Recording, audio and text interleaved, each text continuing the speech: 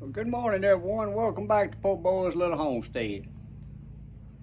Today, I'm going to be showing y'all how to service and giving some tips on things to look for when servicing your outboard motors.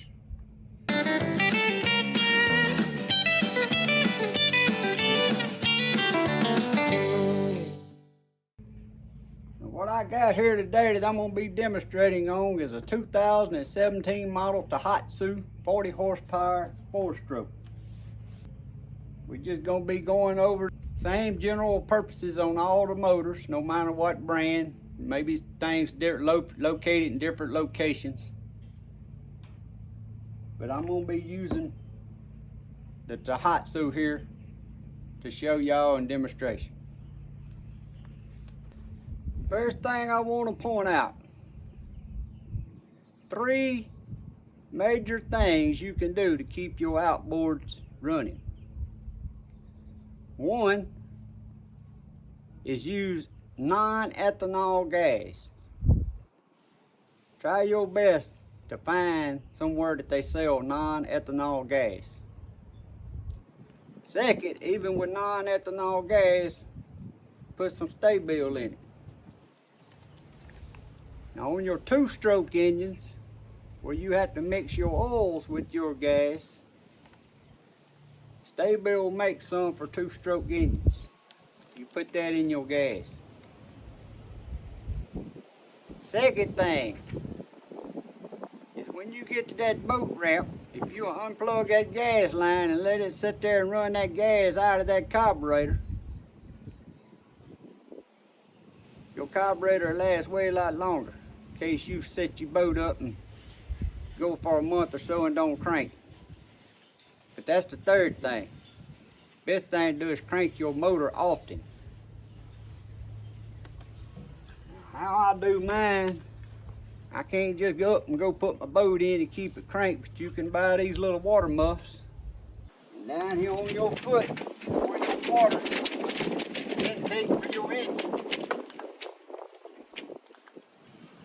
Put them muffs right over that intake. You turn your water on, you don't want it wide open because it's just going to blow out around your muffs. And then you crank your engine, and when it starts spurting out this hole, you know it's getting water circulating. You can sit there and crank your engine at your house once every couple of weeks. But this ethanol gas is what's killing all these engines, any kind of small engine. That ethanol gas creates moisture, and then the moisture creates rust.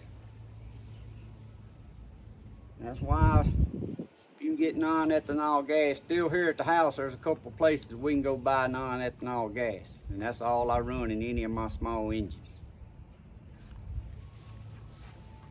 But since we're down here at the bottom of the motor,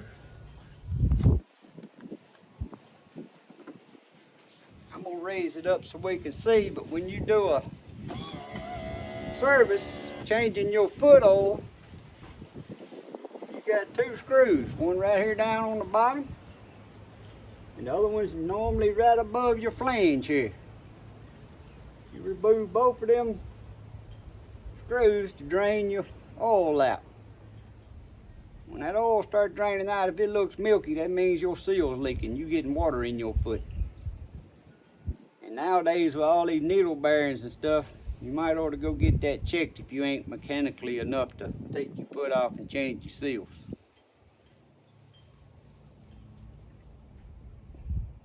But we ain't going into that. We're sticking with servicing. But when you go to fill that back up, the easiest way to do it is them little tubes. Well, I went to look to see if I had one, but get the gear oil in the little tubes. But you need to look at your owner's manual to see what they recommend, because nowadays they recommend different things, but this one here takes GL5 or SAE 80 or SAE 90 for gear oil. But you take that little tube that you can squeeze and you put it in that bottom hole and you start rolling it up and squeezing it, and usually one tube's all that hole, and that oil's gonna start coming out this top hole. And when it does, you put that plug in that top hole and screw it down before you remove your tube, and then when you remove it, the oil won't run out, so you can stick your plug in the bottom real quick. A lot of people think they're supposed to put the plug in here and then pour the oil in the top. That ain't the way you do it. You start at the bottom and squeeze it and blow it up. That way it pushes the air out as it comes up. It ain't the fact that it's getting all the air out, it's making sure that it's full of oil. Now on a 2-stroke, you don't change your oil because you got your oil mixed in your gas. But a 4-stroke, like I said, this is Tohatsu 40 horsepower. Here's where you check your oil.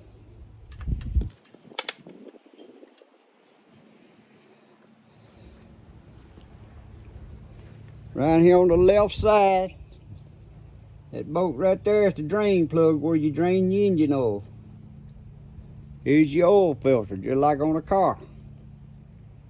Now this 2017 40 horse here holds 2.5 quarts of oil when you replace the filter. And it recommends 10W40 or 10W30 synthetic blend. So when you drain your oil, take your fuel filter off. Here's your fuel cap. Of course, you want to open it up when you're draining to make sure it gets all your oil out. Put your plug back in. Put your filter back on. Here's your fuel port. That's how simple it is to change your oil in a 4-stroke motor. Here's your fuel filter. It just unscrews.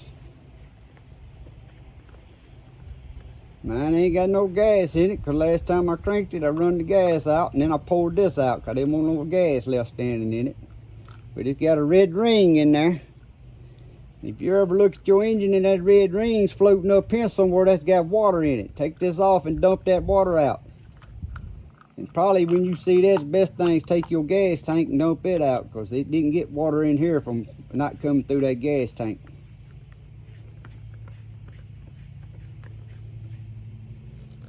Now speaking of that, on my boat, I added an extra fuel filter here between my tank and the hose going to my motor. You can buy these. Most time you can get them at Walmart sometime. Install you one of them and that'll help big time with getting trash in your gas and water.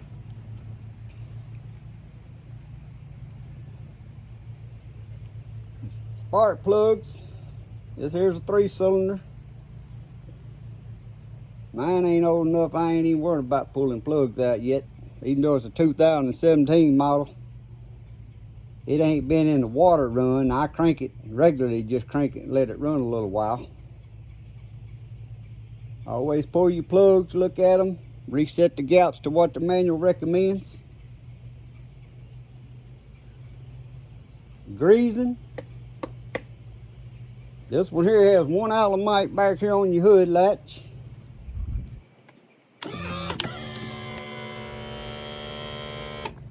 Yeah, I'm gonna get around here and see if y'all can see.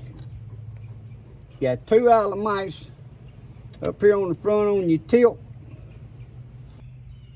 There's 1 Allemite on the right side here for your pivot. And that's all the Allemites this motor has. Some has more. It don't even have Allemite down here on the pivot where the tilt, electric tilt fastens. So that's why I recommend you looking at your manuals.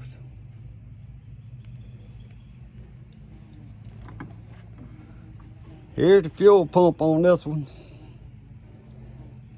Like I said, most of them, almost all outboards, it's pretty simple to replace the fuel pump. If the fuel pump ever goes out, all you gotta do is pull the line on the out you don't want, you got your line coming from the tank going to your pump, and then the line going out of the pump to the motor. If your motor ain't cranking, you ain't sure if it's getting fuel or not, pull that line off right there and turn it over and over and over. If don't no gas come out of that pump, that pretty much tells you your pump's out.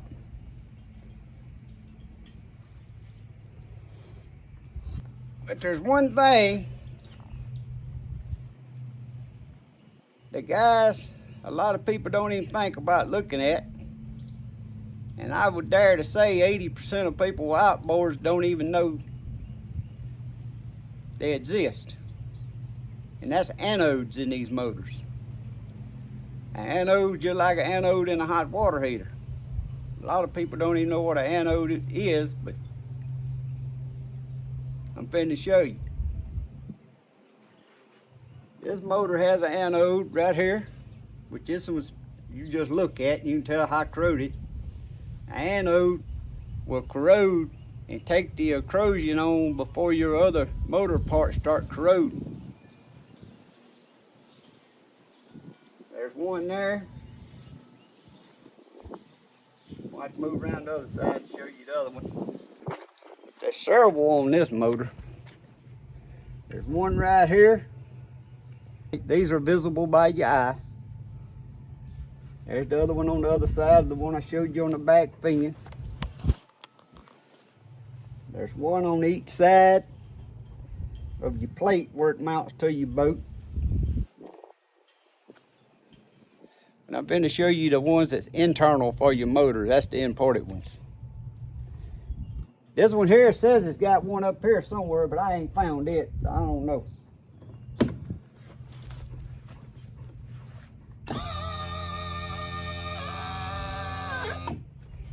But your internal ones, there's one on this. Now I'm speaking for the Tohatsu here now. This is why you need to look at your manual and see where yours is located. There's one right in here behind your dipstick. This is one you got to remove to look at. And I'm going to remove one on the other side to show y'all. Most of the time, most anodes on this motor, and I don't know if y'all can see it in the camera, but that's a number 10 size. But on the end of them, I got like a little screwdriver indentation. And all that is so you know it's anode. Cause there's one, and the one on the other side I showed y'all looks just like that. And then there's one around here on front they show it. But I'm going to remove this anode to show y'all what it looks like.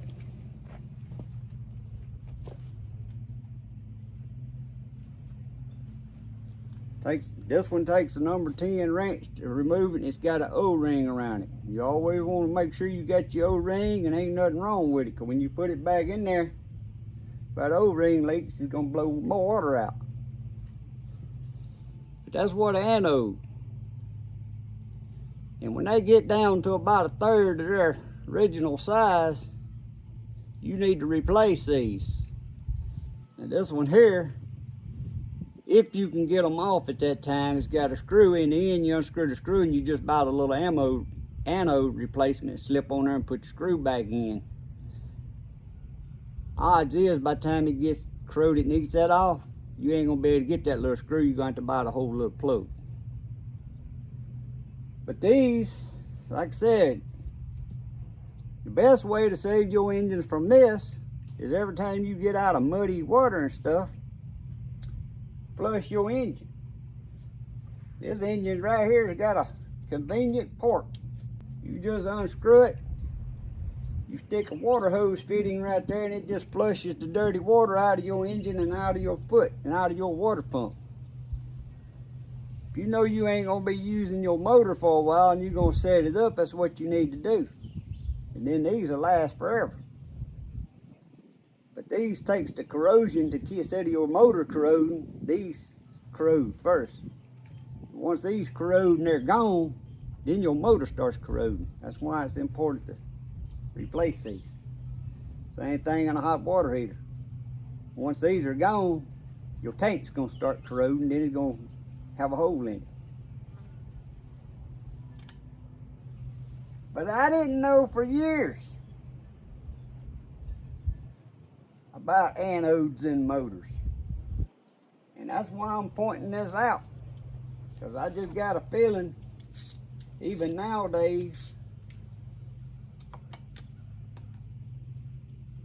that more people than not don't even know about an anode, even if they do their own servicing. Also, you want to look at the thermostat on your motors. This one here is a little harder to get to, but some of them simple. You get to it, look at it, see if it's corroded. That way you won't get stranded somewhere. It's simple to look at them. If they're simple to get to, just take them out and look at them.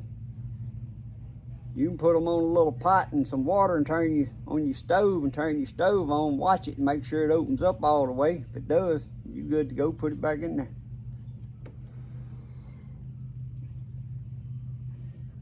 But guys, that's about all it is to servicing the engine.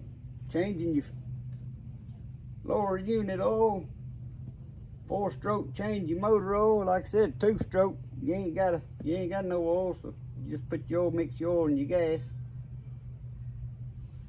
But the main purpose of this video, I wanted to point out anodes. I just don't feel that a lot of people even know they have anodes in them. Of course, you got your fuses on this one. You got your 3 main fuses, 2 20s and a 30 on this one. Now guys, I got the water hose hooked to the muffs. You can buy these muffs at any boat place. Order them Bass Pro Shop, Cabela's, Walmart, Silver and Lot, and they're sporting goods places. And I'm going to put these ear muffs on here, and I got the water turned on, and I'm going to crank my motor and let it run. And I do this I like to do it about every 2 weeks, but a lot of times I'm working and stuff. I every month or so try to crank my motor here at the house and I let it run a little while, rev it up and down. Let it run long enough to get your oil hot and stuff. Don't just crank any engine and just crank it and kill it, because it runs just long enough the oil don't get hot, then your oil will build up moisture and stuff in your engine. Anytime you crank the engine, let it run until it gets the operating temperature and you know your oil nose hot, then kill it.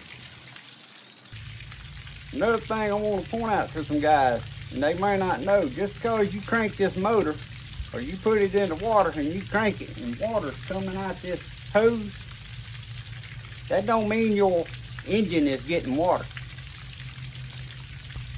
A lot of these engines nowadays, when your water pumping, it'll circulate your water out this little hose. But that don't mean that water's circulating through your engine. Used to back in the day, if water was coming out this hole, water was circulating through your engine. Nowadays, that don't mean that. That can still pump can be pumping, water can come out this hole, but it may not be circulating through your engine because of the thermostat stuck or something.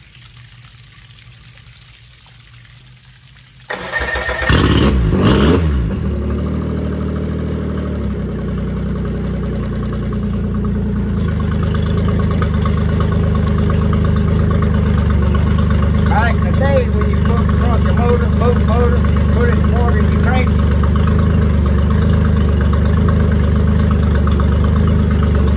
Water coming out that little squirter hose, you was good to go.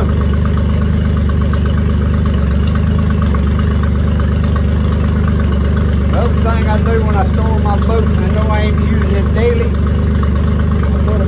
that's you can see that white stuff all over my motor, that's duct tape for that glue stuff. I put duct tape over that. I put duct tape over where that inlet is for that water and that exhaust. Dirt daubers is so bad here in Louisiana, they get in there and stop all that up. You crank your motor and take off. See, it's not play with no water, and you say, man, I can't go fishing, my motor ain't working. A lot of times the dirt dauber goes up in that little hole there and stops that tube up.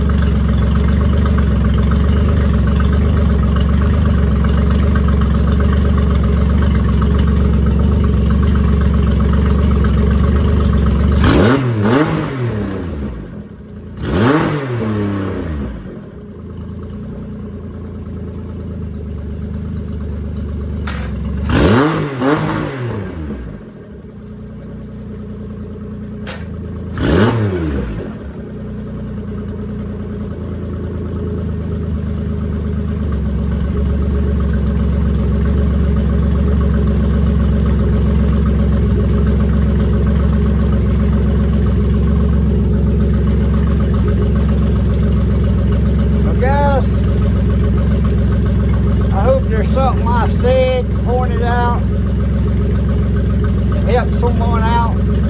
Maybe you learned something you didn't know. Like I said, I didn't know the anode thing. I didn't know that for years about no anodes. They done started adding in motors. But it can make your motor last the rest of your life if you keep an eye on them and watch them. But if you want to make them anodes last a long time, keep your motor flushed out when you know you ain't going to be using it regular basis.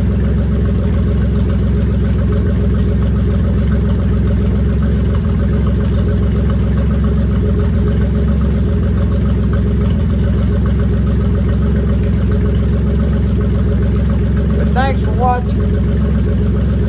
Like I said, I hope somebody learned something. God bless. Have a great day. Thank you.